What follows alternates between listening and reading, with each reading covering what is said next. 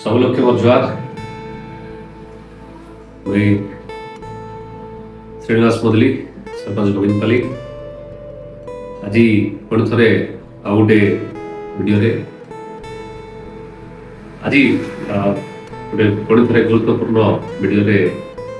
जाऊँगी जहाँकि हूँ विशेष भाव में पंचायत राज जो व्यवस्था रही निहाती भाव में जाना दरकार जेहेतु गोटे गुरुत्वपूर्ण दायित्व पाई जनसाधारण आशीर्वाद आमर नैतिक दायित्व रही ग्राम पंचायत सामूहिक विकास से विकास किभली भाव में आम करवा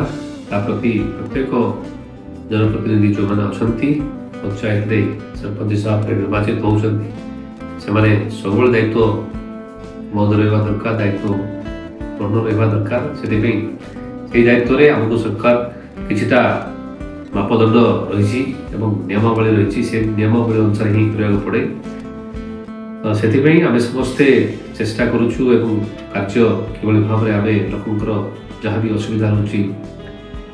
समाधान करने से विभिन्न प्रकार जिनस रही तो आम आपको धीरे धीरे पार्ट वाइज आम